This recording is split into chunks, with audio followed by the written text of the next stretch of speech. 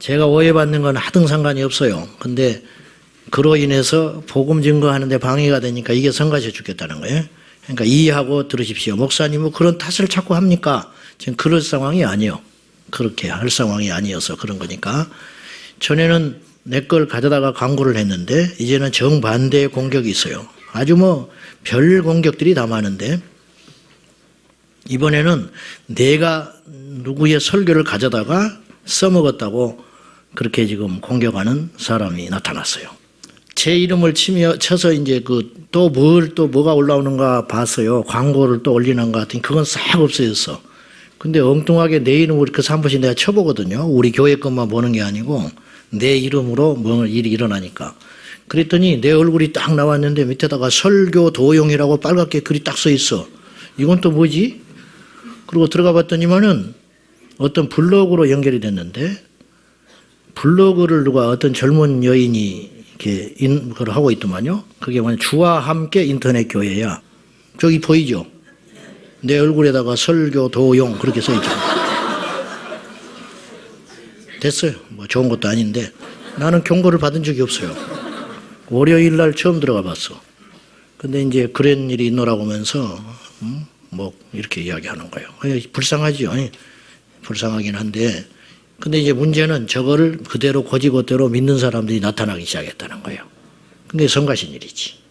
제가 누차 이야기하지만 저는 이제 남의 설교를 그렇게 잘 습관상 보질 않아요. 주석도 잘 안 봐요. 그래서 깊지가 못해 솔직히요. 근데 이제 그래서 실수도 좀 합니다. 제가 그러잖아요. 전에 이렇게 이야기했는데 제가 죄송하다고 이렇게 수정도 하고 제가 왜 그런 일을 한지 아세요? 그리고 남의 인터넷에서 돌아다니는 예화 같은 거는 내가 그냥 하지만은 어떤 목사님이 하신 설교를 우연히 들었다가 야, 이 예화 좋다. 내가 가져올 때는 반드시 밝혀요. 어느 목사님이 설교 때 이렇게 예화를 합디다. 이유가 뭔지 아세요? 그거 하나를 내가 함부로 쓰면요. 나중에 들통이 나면 지금까지 내가 해온 14년의 설교 사역 전체가 신뢰를 잃어버리는 거예요. 그래서 내가 안 하는 거예요. 근데 내가 저런 짓을 하겠어요? 말할 가치가 없는데 혹시라도 이렇게 미혹되는 사람이 있을까 봐 제가 그러는 거니까 이해로 하시고 들으시기 바랍니다. 자, 요즘에 뭐 거의 모든 사람들이 하는 말이 힘들다 그런 이야기를 해요. 뭐 요즘에만 그럽니까? 우리만 그럽니까? 아니죠. 지금까지도 힘들어 왔고 앞으로도 우리가 천국 가는 날까지는 계속 힘들다는 소리 하고 살 거예요. 인류 역사는 항상 누구나 힘들어 왔어요. 여러분 100% 힘듭니다. 100% 힘들어. 여러분 다 힘들죠? 응. 힘들어. 힘 안 든 사람 여기 한 명도 없어.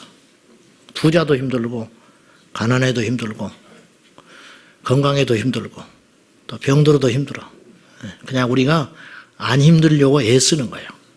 그리고 안 힘든 것처럼 무지무지 웃고 있는 것뿐이지 힘들어요. 일본에서 선교했던 우리 친구가 동기 목사가 이런 말 하더라고요. 철수했거든요. 전에 쓰나미 때문에 그것이 교회까지 여파와가지고 한국 교민들 다 나와버리는 바람에. 근데 일본은 알다시피 물가가 어마어마하게 높잖아요. 새 얻어서 교회하고 있었는데 나한테 친구여 내가 호수에 떠있는 백조 같은 애 뭔 말이냐고. 이렇게 고고하게 백조가 있잖아요. 근데 발밑에서는 무지무지 움직여야 떠있는 것처럼 내가 꼭 그런 꼴이네 그러더라고. 그게 맞구나. 말도 못하겠고 자존심에 그러니까 대리운전하고 세를 자기가 감당해야 되니까 이렇게 하고 산다 그런 이야기예요. 사람은 태어나면 순간부터 힘들어요. 그래서 웃고 나온 놈은 하나도 없어. 힘드니까. 빙그레 웃고 나오면 그건 이상한 놈이라.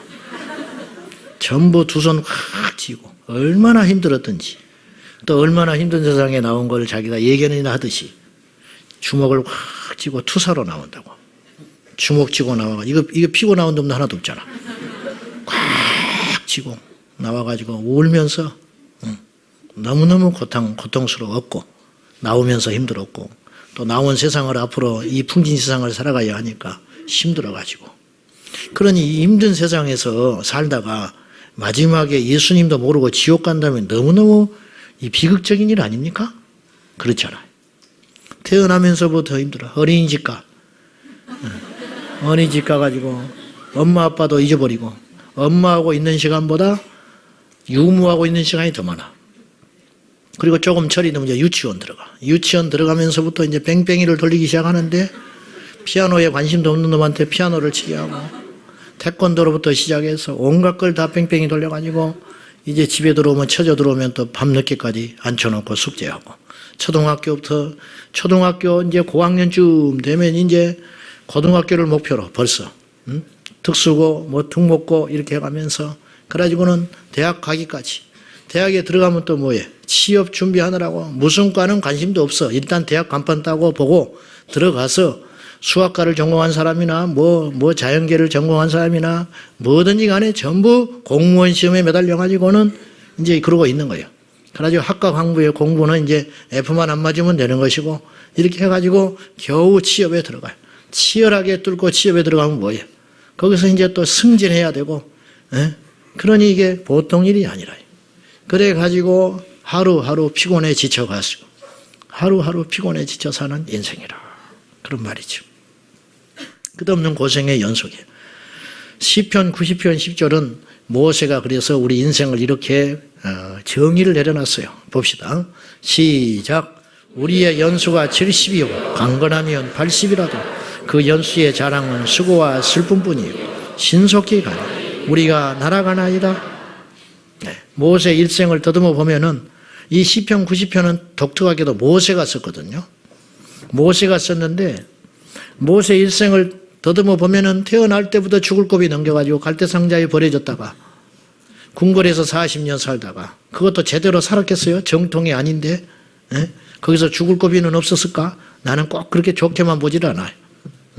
그러다가 40에 눈 떠가지고 내가 이스라엘 히브리 민족인데 내가 이렇게 살 수 없다. 그래서 살인사건에 휘말리고 그래 광야로 도망갔다가 광야에서 40년 처가살이 하는 처가살이. 처가살이 해보셨어요?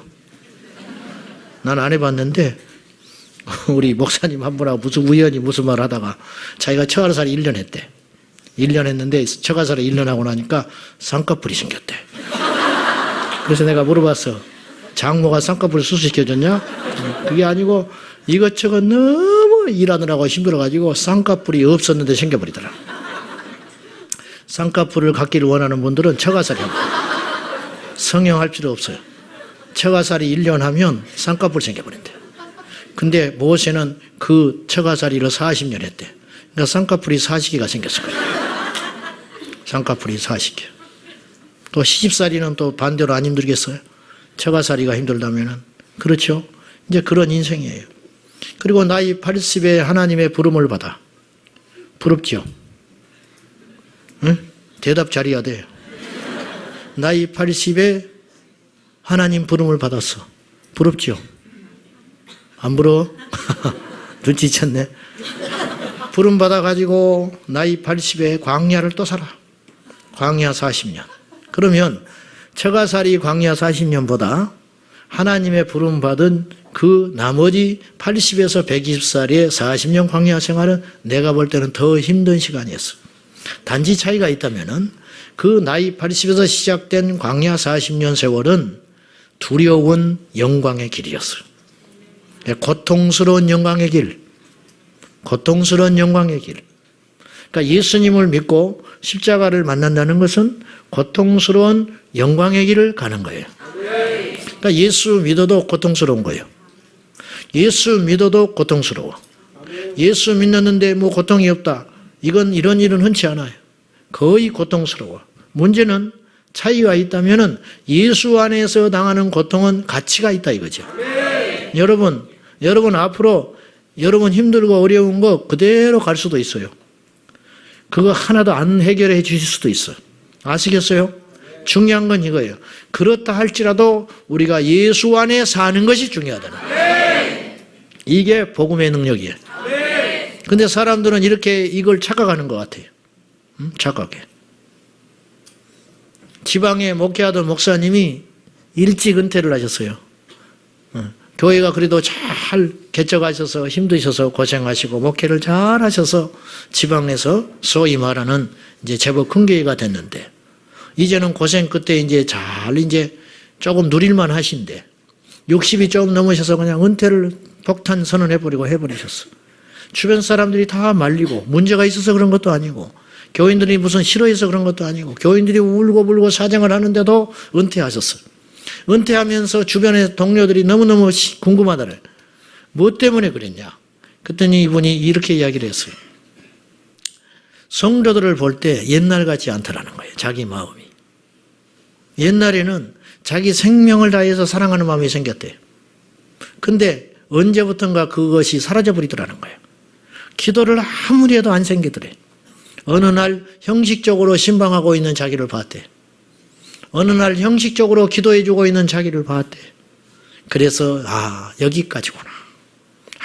아무리 노력을 하고 기도원을 찾고 금식을 해도 그것이 회복이 되지를 않더래. 그래서 자기는 영적으로 수명이 다 됐구나. 그래서 미련 없이 정말로 뜨겁게 내 양들을 사랑할 수 있는 후임자를 위해서 물러나는 것이 맞겠다. 이렇게 물러났다는 거예요. 참 귀하지요. 문제는 그러면 그렇게 영광스럽게 주의 사역을 감당했으면은 그의 노년은 하나님이 멋지게 인도하셔야 되는데 은퇴하시고 나서 당신의 딸들이 사고로 잃고 죽기 시작했어요. 병에 걸리고. 그러면서 이분이 그 수발을 하면서 처절하게 또 하나님 앞에 다시 회개하고 담금질을 했는데 이때 이분이 성도의 마음을 그때 다시 알게 됐다는 거예요. 자기는 많은 성도 중에 한 사람 신방했어요. 근데 신방을 받는 성도의 마음이 이렇겠구나. 이렇게 절박했겠구나. 그래서 우리 그리스도인들, 특별히 저도 그렇고 우리 성도들은 우리 좀 이런 거 하면 안 될 것 같아요. 밥 안 먹었냐? 라면 끓여 먹어라. 쌀 없으면 라면 끓여 먹지. 라면은 어디서 나는 건데. 근데 우리가 이런 식으로 접근할 때가 많아. 기도해. 기도해야지. 오늘 또 내가 기도하는 소리 할 거예요, 하기는. 그것이 답이니까. 그렇지만 어떤 사람은 그 정답이 전혀 도움이 안 돼. 기도할 줄 누가 몰라. 기도하면 귀하다는 걸 누가 몰라. 기도가 안 나오는 걸 어떻게 해. 기도를 할 수 없는 것을 어떻게 해. 그래서 놀랍게도 로마서 8장에 보면 성령께서 우리에게 오셔서 대신 기도해 주세요. 말할 수 없는 탄식으로 우리를 위해서 기도해 주신다. 율법 신앙으로 흐르지 않도록 정지하지 말고 하나님의 사랑으로 자꾸만 접근을 해야 돼요. 하나님은 우리를 사랑하시래요. 성경에 보면요, 항상 하나님은 져주셨어. 그리고 하나님은 항상 찾아와. 아담에게 사고 치지 말아라. 그런 거 아니에요. 따먹지 말라고. 사고를 턱 쳤어. 근데 먼저 찾아간 분이 하나님이야. 이게 아버지라. 자식은 그 심령을 몰라. 그래놓고 핑계를 대. 잘했다고. 하나님이 좋아서 그렇겠다고. 여자를 안 줬으면 내가 여자 유혹에 빠졌겠냐는 거야. 그랬더니 하와는 뱀 탓을 해. 저놈이 꼬셔서 먹었다는 거야. 어쩌자는 거예요? 엘리야가 로뎀나무 아래 엎드려가지고 차라리 죽여달라는 거예요, 하나님. 한마디로 땡깡을 놓고 있는 거예요. 일어나라. 그리고는 떡을 고기를 줘서 살려내요. 그거 하나님 관심 안 가져도 돼요. 하나님은 너무 많은 사람들을 가졌어. 하나님은 너무 많은 힘을 가졌어. 근데 그 엘리야를 포기를 못해. 왜냐? 엘리야를 통해서 이스라엘을 지켜내야 되니까. 이게 아버지 하나님 마음의 심정이라. 우리 하나님이, 그 하나님이 오늘 우리에게 찾아오셨어요. 그분이 찾아오셨어. 자, 어쨌든 왜 인생이 괴로운가? 적이 있어서 그래요. 적. 사방이 적이라. 적. 시편 3편 1절 한번 봐요. 시작. 여호와여 나의 대적이 어찌 그리 많으니 일어나 나를 치는 자가 많으니. 이 배경이 어떤지는 아시죠? 사방의 적이라. 아들 압살롬이 아버지 다윗을 죽이겠다고 덤벼들었어요. 궁궐에서 머리를 풀고 맨발로 도망 나오면서 부른 찬송이 찬송이라. 나의 대적이 어쩌면 이렇게 많습니까?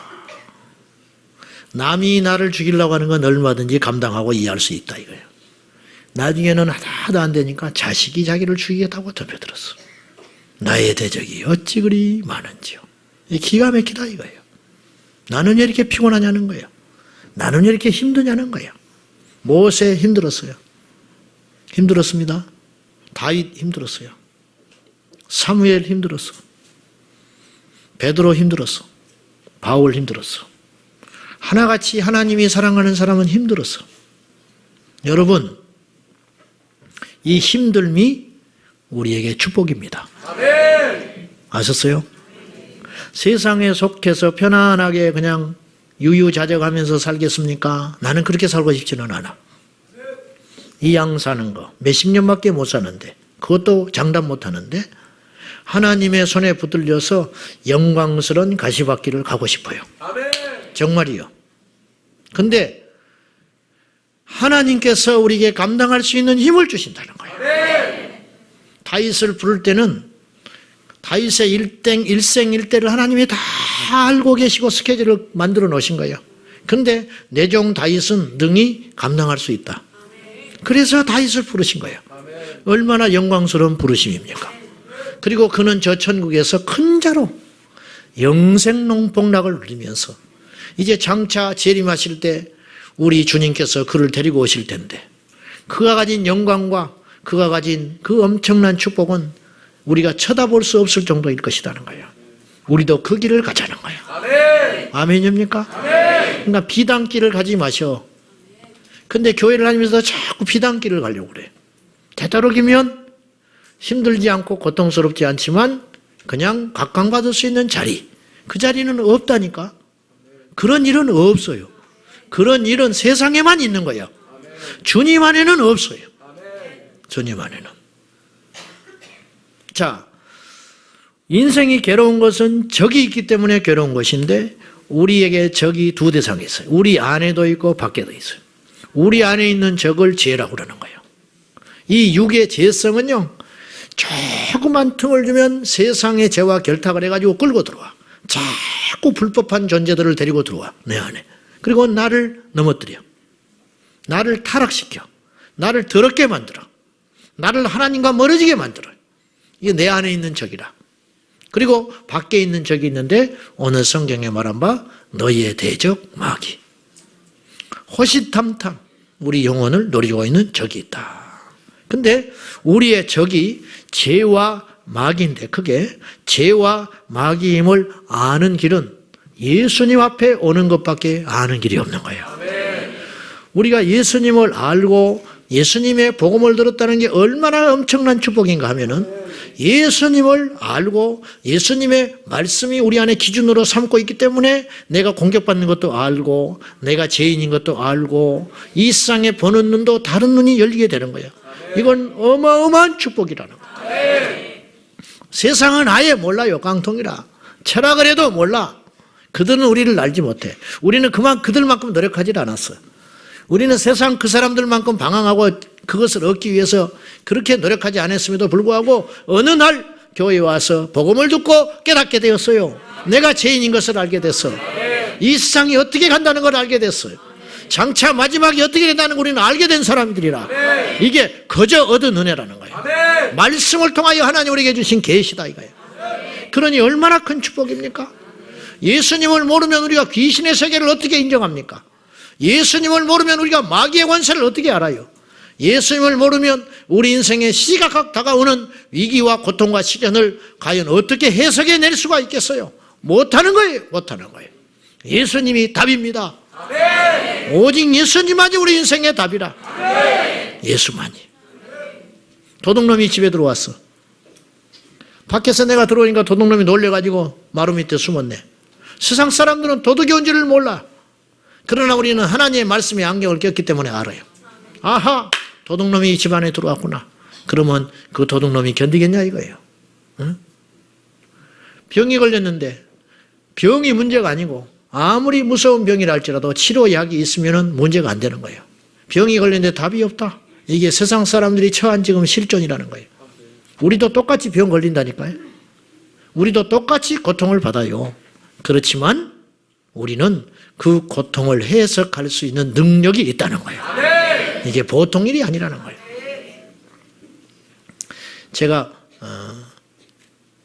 여러 성도들을 이렇게 만나잖아요. 오랫동안 봐왔잖아. 머리가 아파 죽겠다는 거예요. 머리가 아파. 큰 문제가 있다는 거예요, 지금. 근데 병원에 가면 MRI를 찍어도 증상이 안 나와. 괜찮다는 거예요.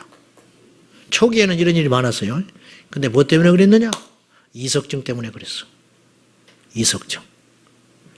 이석증 때문에 머리가 아픈 것을 가지고 계속 뇌촬영만 해도 못 찾아내요. 요새는 이석증이 흔해졌어요. 한 1, 20년 전만 해도요, 이석증을 못 발견해가지고 머리만 계속 촬영하면서 고생만 하는 사람들이 참 많았어요. 근데 요새는 그렇다. 근데 병원에 갔는데 멀쩡하다. 그러면 이석증이다. 이렇게 접근할 수 있도록 많은 사람들이 그런 병을 갖게 됩니다. 그러니까 이걸 정확히 안다는 게 얼마나 큰 축복이냐 이거예요. 정확히 안다는 것이. 모든 인류의 공공의 적은 마귀예요. 인정하든 안 하든 반드시 우리의 적은 마귀라는 것을 아셔야 돼요. 인정을 안 한다고 해서 마귀가 피하는 게 아니에요. 또 인정한다고 해서 무조건 이기는 것도 아니에요. 이기는 길이 열리는 것뿐이지, 아 이게 마귀구나 그렇다고 이기는 것도 아니고, 마귀가 어디가 있어 그런다고 해서 마귀가 피해가는 것도 아니에요. 마귀는 모든 이 땅에 호흡하고 있는 인생들의 공공의 적이 마귀인데, 마귀는요 꼭 인간만 공격해요. 마귀는 천사를 공격하지 않아요. 마귀는 짐승을 공격을 하지 않아. 마귀는 인간만 공격해. 그 이유가 뭐냐? 두 가지 이유 때문이에요. 첫째는 인간은 하나님께서 지으신 걸작품 중에 걸작품이기 때문에 감히 하나님을 대항하지 못하니까 인간을 공격함으로 하나님의 심령을 아프게 하는 거예요. 여기에 마귀의 술책이라. 내가 아프지 않아도 내 자식이 아프면 부모는 더 아파버려요. 그렇죠, 여러분. 차라리 내가 아픈 게 낫다 이거예요. 내가 저 상처를 안는 게 낫지. 자식이 상처받아서 펄펄 뛰면 그 부모의 심정은 더 타들어갑니다. 그렇지 않습니까? 두 번째, 왜 인간을 마귀는 공격하냐면은 인간만 공격하는 거예요. 인간만 공격해. 환경을 공격하는 것도 결국 그 환경에 노출되어 있는 인간을 공격하기 위함이에요. 왜 인간만 공격하냐? 인간은 아직 미래가 결정되지 않는 중간 존재이기 때문에 인간을 공격하고 있는 거예요. 무슨 말이냐? 공격해서 빼앗아 올 수 있는 존재가 인간이다 이거예요. 지옥에 끌고 갈 수가 있어. 그래서 인간을 공격한다. 그래서 사이간자를 내가 쓴다고 그랬어요. 인간, 하나님과 세상, 하나님과 원수 마귀 사이에 놓여있는 존재들이 우리다. 그래서 계속 우리를 공격해야 된다는 거예요. 그리고 우리가 넘어질 때 하나님은 아파하시고 원수 마귀는 통쾌하여 쾌재를 부린다는 거예요. 우리가 그걸 봐야 한다는 거예요. 그리고 결코 원수 마귀가 이길 수 있도록 우리가 웃음을 줄 수 않도록 우리가 날마다 깨어 있어야 한다는 것이죠. 이 원수 마귀는 우는 사자처럼 공격을 해요. 오늘 주제는 이거예요. 염려와 마귀인데, 원수 마귀가 우리를 공격하는 것은 당연하고 필생의 일인데, 원수 마귀가 우리 믿는 자들을 공격할 때 가장 강력한 무기로 무장하고 오는 것이 뭐냐? 염려다, 염려. 마귀의 무장이 염려다. 그래서 오늘 베드로 사도는 우리에게 뭐라고 해법을 제시하냐면 염려를 맡겨라. 오늘 베드로 전서 5장 7절과 8절은 어떻게 보면 연관성이 없어 보여요. 자, 무슨 말이냐? 너희 염려를 다 주께 맡기라. 이는 그가 너희를 돌보심이라. 그래놓고 바로 이어서 오는 말이 전혀 다른 주제가 나와. 7절에는 염려를 이야기하다가 8절에는 마귀를 등장시켰어요. 그러니까 전혀 맥이 통하지 않잖아요. 염려를 이야기했으면은 그 염려를 해결할 수 있는 무슨 답을 이야기를 하시든지, 염려가 몰고 들어오는 어떤 위험에 대해서 말씀을 하시든지 그러면 좋겠는데, 느닷없이 염려하지 마라 그래 놓고 깨어서 근신해라. 너희 대적 마귀가 너희들을 공격하고 있다. 우는 사자처럼. 그럼 이걸 연관시켜 볼 필요가 있어요. 이 단락은 떨어진 말씀이 아니에요. 그럼 어떻게 연결을 시켜야 되냐? 우리가 이렇게 해석을 해봐야 돼요. 너희에게 염려를 주는 존재가 원수 마귀다. 그 염려를 주님께 맡기지 아니하면 원수 마귀가 너희들을 더 철저하게 짓밟고 공격할 수 있는 것이다. 그러므로 우리가 이런 정의가 가능한데 염려는 마귀의 밥이다. 염려를 갖고 있으면 마귀가 계속 그 염려를 통해서 우리를 공격할 수 있는 근거가 된다 이 말이에요. 그러므로 염려를 주님께 맡겨버리면은, 여기서 맡기라는 표현은 원어는 던져버려라 그래요. 염려를 주께 던져버려라. 그냥 휙 던져버리면 마귀가 왔다가 먹을 것이 없으니까 건드리지를 못한다. 근데 마귀를 오늘 표현하기를 우는 사자라 그랬어요. 사자도 만만치 않은데 이 사자가 울면서 미쳐 날뛰고 돌아다닌다. 그러니 체면을 따지겠습니까? 시간을 따지겠습니까? 대상을 따지겠습니까? 이길 수 없다고 포기하겠습니까? 천만에 그렇지 않다. 마태복음 24장 24절 다 같이 시작. 거짓 그리스도들과 거짓 선자들이 일어나 큰 표적과 기사를 보여 할 수만 있으면 택하신 자들도 미혹하리라. 할 수만 있으면 택하신 자들도 미혹하리라. 할 수 없어요. 택한 자들을 어떻게 미혹해? 마귀도 알아. 아는데 그냥 해보는 거예요. 해보는 거예요. 왜냐? 우는 사자니까. 내가 저거 이길 수 없다는 거 안다는 거예요. 그러나 지금 그걸 따질 때가 아니라는 거예요. 우리도 어떤 절박한 상황에 따지면 우리가 그렇게 할 수 있어요. 도무지 이건 안 되는 일이라. 근데 우리가 그 길을 갈 때가 있어요. 왜냐? 다른 길이 없거든. 다른 길이 없으니까. 이건 100% 안 되는 길이라. 그런데도 가는 거예요. 그렇지요? 그럴 때가 있잖아. 마귀가 지금 우리를 그렇게 공격한다는 거예요. 그러니 마귀 자체가 무서운 게 아니라 마귀의 이 지금 날뛰고 있는 이것 자체가 두려운 거라는. 내가 누차 이야기했어요. 마귀는 결코 포기라는 걸 모른다. 그러니까 우리가 천국의 문고리를 딱 잡아도 포기를 하질 않아. 문고리를 잡아도 끌고 들어와. 내 뒷다리를 잡아 물고 있어. 그러면 천국에 들어가서야 원수 마귀는 떨어지는 것이지, 우리 안에 예수님이 계시고 우리 안에 십자가가 있다고 해서 원수 마귀는 우리를 포기하지 않는다. 할 수만 있으면 택하신 자들도 미혹하리라. 택한 자가 그런 거짓 표적을 보고 넘어지겠냐는 거예요. 안 넘어진다. 안 넘어져. 넘어뜨릴 수 없다는 걸 알지만 해본다는 거예요. 해본다는 거예요. 왜냐? 우는 사자니까. 답이 없으니까. 이성이 없으니까. 아무런 방법이 없으니까 날뛰고 돌아다닌다. 이 원수 마귀가 교회라고 안 넘어뜨리겠냐는 거예요. 원수 마귀가 기도하는 사람이라고 안 덤비겠냐는 거예요. 단지 차이가 있다면 기도하는 사람은 승리할 수 있다는 것이죠. 승리할 수 있다는 거예요. 원수 마귀는 세상도 공격하고 믿는 자도 공격한다는 거예요. 단지 세상 사람들은 100% 치고 믿는 자들은 깨어있으면 승리할 수 있다는 거예요. 왜냐? 비밀을 아니까. 원리를 아니까. 진짜 적이 누군지 아니까. 오늘 말씀은 분명히 너희 대적은 마귀라고 명시했어요. 너희 대적은 사람이 아니라는 거예요. 너희 대적은 마귀다. 근데 그 마귀가 우는 사자처럼 염려하고 근심하고 있는 너희들을 무너뜨리려고 덤벼들고 있다. 이제 이렇게 이야기하고 있는 거죠. 이 마귀의 공격에 맞서서 우리가 대항할 수 있는 그런 무기는 뭐냐? 염려를 맡겨버리는 것이다. 염려를 맡겨버리라. 염려는 원수 마귀의 먹잇감이다. 제가 그렇게 표현을 했어요. 비슷한 개념으로 마귀가 먹잇감으로 삼는 게 또 하나 있어요. 첫째는 염려. 두 번째가 또 하나 있어요. 그게 뭔지 아세요? 에베소 4장 26절과 27절 다 같이 시작. 분을 내어도 죄를 짓지 말고 해가 지도록 분을 품지 말고 마귀에게, 이것도 연결된 말씀이에요. 연결된 말씀. 분을 내어도 죄 짓지 말고. 어렵죠? 분 내는 건 본능이니까 거기까지는 하나님께서 이해해 주신다 이거예요. 분 내는 것. 그러나 그것이 어디까지 가지 말게 해라? 죄까지 가지 말게 해라. 욕심이 잉태하는 게, 욕심은 생기는 게 본능이라. 야, 저거 좋네. 그것 자체가 욕심이라. 사모하는 마음이 생기는 게 욕심이라. 근데 그 마음을 품고 있으면 안 돼요. 잉태하면 안 돼. 욕심이 일어나는데 날마다 일어나지요. 누구든지 일어나지요. 욕심이 왜 안 일어나? 문제는 마땅히 품을 것 이상을 품지 말아라. 욕심이 수룩 생겼어요. 근데 그것을 떨쳐내버려야지. 그 하루 동안에 다 정리를 해버려야지. 그것을 마음에 잉태하고 있으면 이 잉태된 욕심이 나중에 자식을 낳는데 그것이 바로 죄다.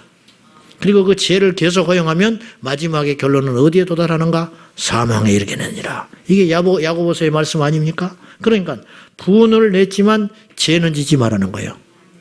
기분 나쁠 수는 있지만 공격하지 말라는 거예요. 쉽지 않죠. 그러나 말씀은 그렇게 이야기하고 있어요.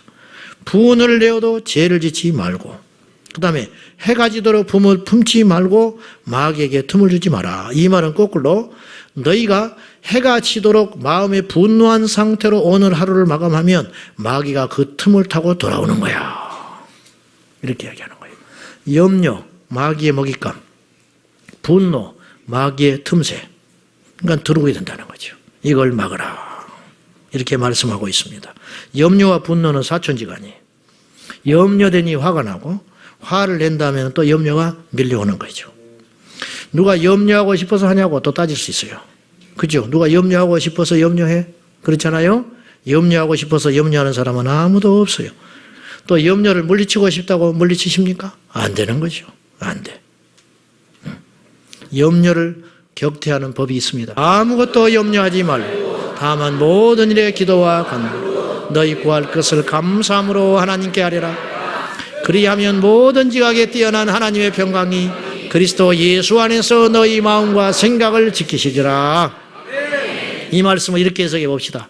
아무것도 염려하지 마라. 어떻게 돼 그게? 안 된다는 거. 여기서 우리는 강하게 그 저항할 수 있어요. 아무것도 염려하지 말라. 제발 그러고 싶다. 막 성질나. 제발 그러고 싶어. 누가 염려하고 싶어서 염려합니까? 하나님 앞에 막 그렇게 따질 수 있어. 근데 그 다음에 해법을 제시하셨어요. 아무것도 염려하지 말고 오직 모든 일에 기도와 간구로 너희 구할 것을 감사함으로 하나님께 아뢰라. 자, 그러니까 염려하지 않는 것은 우리 소관이 아니에요. 그거는 어쩔 수 없다는 거예요. 누구든지 염려가 밀려와. 그건 우리가 이길 수 없는데 우리가 해야 할 일은 있다 이거예요. 그건 뭐냐? 기도함으로 감사함으로 하나님께 아뢰라. 그건 할 수 있잖아요. 즉 쉽게 이렇게 이야기해 봅시다. 염려가 오는 건 막을 수가 없어. 걱정이 오는 건 막을 수가 없어. 근심이 오는 거는 우리가 어떻게 해볼 수가 없어. 그런데 염려가 올 때 두 가지 반응이 나타난다. 염려를 끌어안고 전전긍긍하다가 멸망길로 가는 인생이 있는가 하면 염려가 올 때 그 염려를 끌어안고 하나님께 나와서 엎드려 기도하는 인생이 있다. 그건 할 수 있다 이거예요. 하나님은 우리에게 할 수 없는 걸 요구하지 않으세요. 절대 요구하지 않으세요. 말씀을 지키는 게 어렵다고? 천만에 사랑하면 말씀이 쉽다 이거예요. 세상에 뭐 그보다 더 힘든 일 다 지켜가고 있어요. 우리가 다 지켜가고 있어. 담배 못 끊는다고 교회 다니는 내가 담배를 어떻게 끊냐고. 30년 피운 담배를. 병원에 가서 의사 한 번만 만나고 나면 끊을 수 있어. 당신 담배 계속 피우면 죽는다고. 그러면 그때부터 끊어버려. 그렇잖아요. 그러니까 거짓말이야 사실은. 말씀이 어렵고 율법이 어려워서 힘들어서 버거워서 못 지킨다는 건 거짓말이야. 하나님이 우리에게 할 수 없는 일을 요구하신 적은 하나도 없어. 부모는 자식에게 순종할 수 있는 것만 요구해. 초등학생한테 가서 대리운전하라고 시키질 않아. 절대 안 시켜. 안 그래요? 나이가 들고 했을 때 너도 이제 돈 좀 벌어야 되지 않겠냐. 그렇게 요구하지. 어? 고등학교 입시생 놈을 앉혀놓고 너는 다른 놈들은 알바도 하고 돈도 벌어온다는데 너는 못 오고 자빠졌냐고 그렇게 말하지 않아. 우리 하나님 우리에게 절대 그렇게 억지 요구를 하시는 분이 아니라요. 염려하지 않는 건 억지로 안 되는데 염려하는 건 내가 다 한다. 그런데 그 염려를 가지고 기도할 수는 있는 거 아니냐. 그럼 어디까지 기도하느냐. 이게 이제 핵심인데 어디까지 기도하느냐. 여러분 얼마나 기도해야 기도했다고 할 수 있어요. 물어볼게요. 얼마나 과연 기도해야 되는 거죠? 10시간, 하루에 10시간 하면 좋겠죠. 하루에 나는 1시간, 옛날에는 서너 시간씩은 했는데 요새는 그렇게 못해. 그럼 어느 기준으로 해야 기도를 많이 했다고 과연 말할 수 있는 거예요? 그것이 오늘 있어요. 내 마음속에 평강이 올 때까지 기도해라. 어떤 사람은 1시간 만에 그것이 올 수 있어요. 어떤 사람은 온 밤을 철야해도 일주일을 기도해도 평강이 안 올 수 있어요. 그러면 계속 매달려야 한다는 거예요. 아멘입니까? 아멘. 이해되시죠? 응답의 시작은 평강에서 시작되는 거예요. 시작이 반이라 그랬어요. 내 마음에 염려가 떠나게 되고 평강이 오기 시작했다는 것은 하나님께서 일하기 시작한다는 거예요. 원수 마귀가 내게서부터 영향력을 이제는 포기하기 시작했다는 것이고, 하나님께서 내 마음에 내 기도를 충분히 들으시고 내 마음속에 평강과 소망을 주기 시작했다는 것은 이미 그 문제에 하나님께서 손대기 시작했다는 것이므로 이제는 끝이 보인다는 뜻이에요. 그러니까 거기까지 가자는 거예요. 어떤 경우는 1년을 기도할 수도 있겠죠. 그렇죠. 그러나 해야 된다는 거예요. 그러니까 어느 정도로 기도해야 되느냐? 평강이 임할 때까지 기도하자. 왜? 그것이 응답이니까. 뭐가 보이는 게 응답이 아니요. 시끄디끄한 거 보이는 것이 응답이 아니라, 뭐가 뭐 검은 것이 쑥 떠났다고 해서 그것이 아니고, 내 마음속에 소망이 생기고 힘이 생기고 확신이 생기고 기쁨이 흘러넘칠 때, 환경은 그대로인데 달라진 건 아무것도 없는데 그것이 올 때 내 마음과 내 심령 상태와 내 언어가 바뀌게 될 때, 그로 인하여 바뀌게 될 때 원수 마귀는 내게 있는 염려가 없어진 걸 알고 내게 있는 영향력을 더 이상 발휘하지 못하게 된다 이 말이죠. 똑같은 상황이지만은 우리가 기도하기 전과 후는 완전히 달라집니다. 예수님도 그러셨어요. 겟세마네 동산에서 예수님 기도하실 때 보면은, 자세히 살펴보면요, 우리 주님이 3번에 걸쳐서 기도했다는 걸 알게 돼요. 겟세마네 동산에서 예수님이 3번 기도했어요. 근데 기도를 할 때마다 주님께서 더 온전해지셔요. 우리 주님은 당연히 온전하신 분이지만 제가 말하는 표현은 뭐냐면, 그 당시에 우리 주님은 육을 갖고 계셨어요. 그래서 성정은 우리와 같은 분이라 그랬어요. 그러나 그는 죄가 없으시다. 우리 예수님의 성육신을 여러분 잘 이해하셔야 됩니다. 주님이 십자가에 달리실 때 아프지 않았다고 주장하는 건 영지주의자들의 잘못된 이단 주장이에요. 똑같았어요. 우리 주님도 이 땅에서 계실 때 우셨어요. 우리 주님이 근심하셨어요. 우리 주님이 상처받으셨습니다. 몹시 민망히 여기시고 아파하시고 나사로의 집에 가서 우셨습니다. 똑같다는 거예요. 단지 그분은 우리와 같은 죄는 없으신 분이다. 그러니 그분도 십자가 앞에서 당연히 두려워하셨어요. 그래서 우리 주님께서 겟세마네 동산에서 제자들을 끌고 가서 처음 기도하시기 전에, 처음 기도 들어가시기 전에 제자들에게 이렇게 고백을 해요. 내 마음이 매우 고민하고 있다. 고민하여 죽게 되었다. 주님답지 않는 말씀이죠. 육신이 갖고 계셨던 주님이 내 마음이 몹시 고민되어 도움도 하나도 안 되는 것들 앉혀놓고, 우리 주님께서 다 도망갈 줄 알면서도, 무슨 말인지 아시죠? 철저히 고립되셨어요. 우리 주님은 십자가의 아픔만이 고통이 아니에요.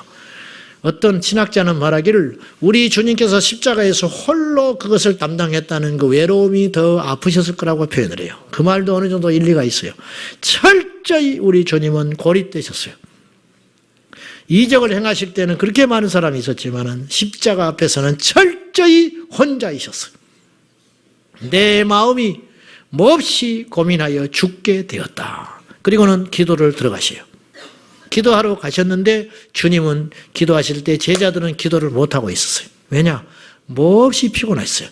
그 최후의 일주일이 굉장히 뻑뻑한 일정이었어요.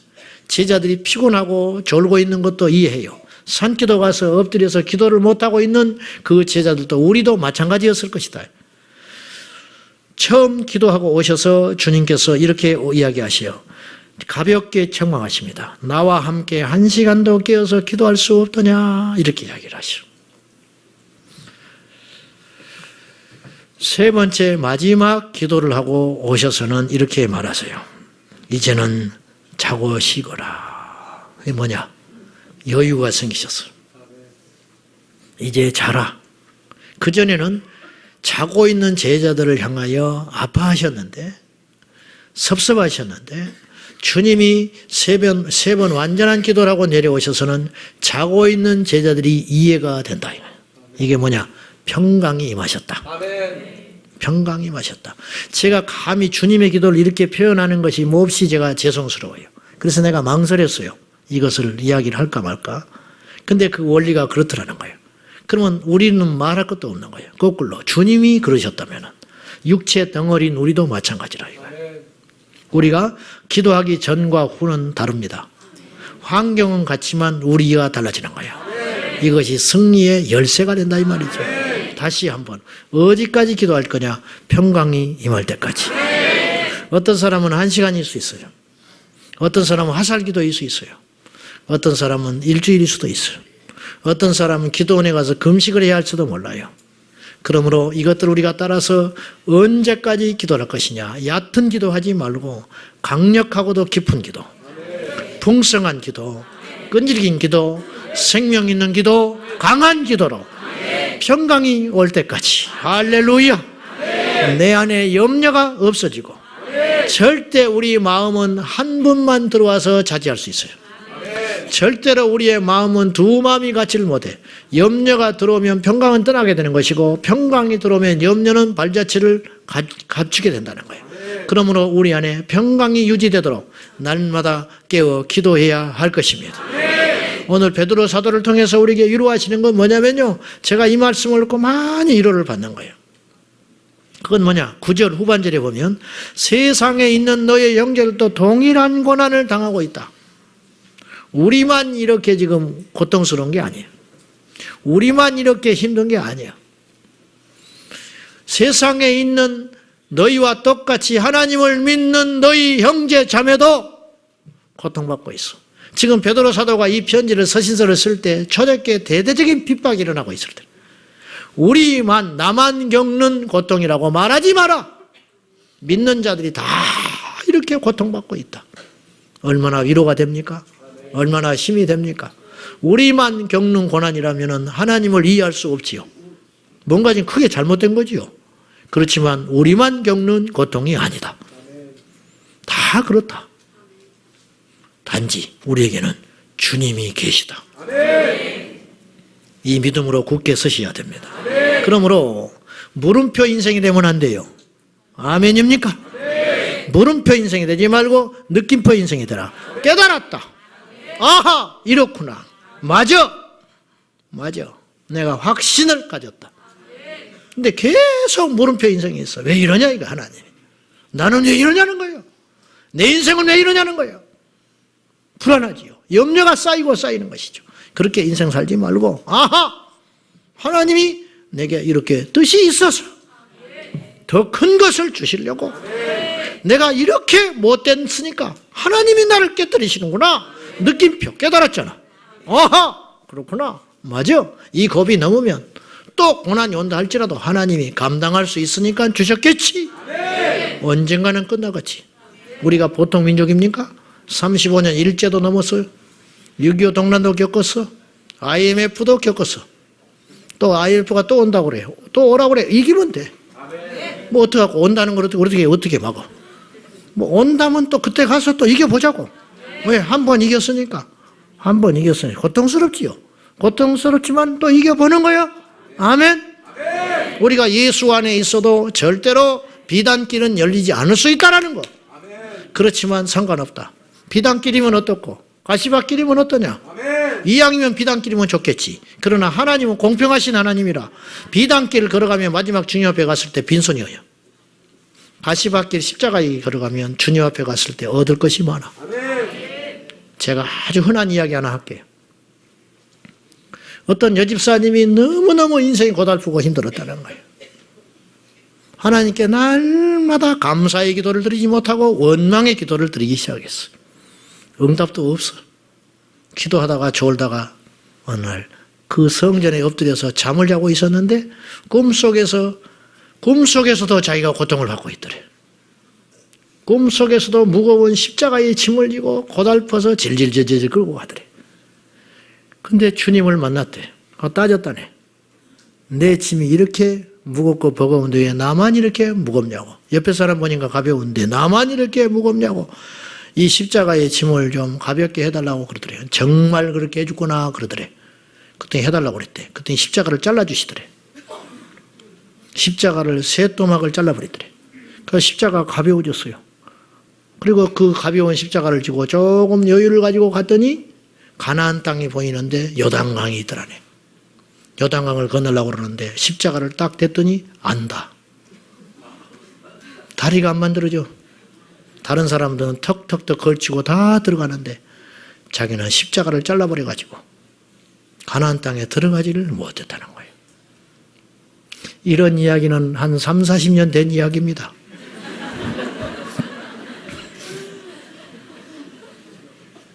처음 듣는 것처럼 듣는 거예요, 지금.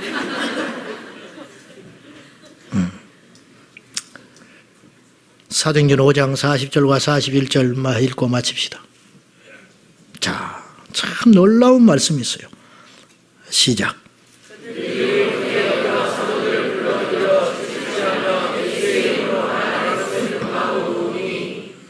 자, 그 다음.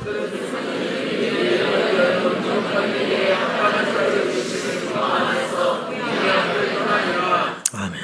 우리 중에 몇 명이나 남아 있을까? 두들고 맞고 나오면, 욕만 먹어도 난리인데 입에 거품 물고 두들고 맞고 왔어. 공회에 잡혀가지고 채찍질을 당하고 사도들이 나왔어요. 근데 이것에 대한 반응이 이렇게 달라. 그러니까 우리하고 그들은 수준이 다른 거예요. 그들은 뭐라고 그러냐면 우리 같은 것이 뭐라고. 제가 저 말씀 많이 인용했어요. 우리 같은 것이 뭐라고? 예수님 때문에 채찍 맞는 영광을 받냐? 그런 자격이 있다고 하나님 우리를 인정해 준 거 아니냐? 합당한 자로 여겨주심을 기뻐하면서 공의 앞을 떠나니라. 다음에 또 맞을 수도 있다. 그러나 영광스러운 일이라는 거예요. 이러니 마귀가 어떻게 건드냐는 거예요. 이들은 염려가 없었을까?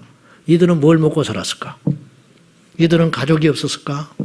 이들은 갈등이 없었을까? 천만에 그렇지 않다는 거예요. 여러분이 지금 갖고 있는 갈등 안 해결돼요. 여러분이 지금 갖고 있는 염려들 안 없어질지도 몰라. 그러나 그것이 없어지든지 간에 해결되든 안 되든지 간에 그건 상관없더라는 거예요. 그걸 집착하지 말자는 거예요. 그걸 집착하지 말고 오직 주님 앞에 그것을 허락하신 주님께 감사하며 그 뜻을 구하면서 가자는 거예요. 모두에게 하나님이 말씀해 주지 않아요. 날마다 위로해 주지 않아요. 그렇지만 중요한 건 진짜 믿음이라는 건 뭐냐면 그러지 아니할지라도 내가 그 짐을 짊어지고 주님 앞을 향하여 가고 있다는 사실이 중요하다는 거예요. 죄송하지만 교회가 커지고 목회를 잘하는 게 중요한 게 아니고 반드시 큰 교회가 있으면 작은 교회가 있을 수밖에 없는 거예요. 어떻게 다 큰 교회가 되겠어? 중요한 건 그것이 아니고 그것과 상관없이 강단을 지키며 믿음의 길을 포기하지 않고 가는 것이 믿음이지. 아멘. 커졌는데 타락하고 넘어지고 속셈이나 부리고 있다면 그거는 이미 망한 거다.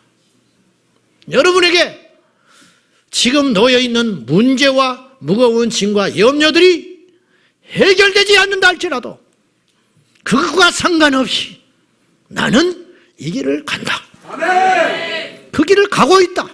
아멘. 그것이 능력인 것입니다. 아멘. 이런 사람을 세상은 감당하지 못하는 것입니다. 아멘. 결론, 염려를 주께 던져라. 아멘. 염려를 갖고 있으면은 원수 마귀가 그 염려를 먹잇감 삼아 끊임없이 나를 공격해 오기 때문에 분별을 잘 하셔서 내 힘으로 할 수 없는 염려 던지자, 내려놓자. 이성으로는 되는데 안 되잖아요. 근데 하나님께서 불가능한 말씀을 명령을 주신 게 아니라 할 수 있는 길을 열어주셨는데 기도와 간구로 하나님께 엎드려 평강이 올 때까지 기도해라. 평강이 올 때까지 기도하면 그 염려가 떠나게 되고 나는 승리하게 될 것이다. 오늘 또 이 믿음으로 우리가 승리할 수 있기를 축복합니다. 기도하십시다.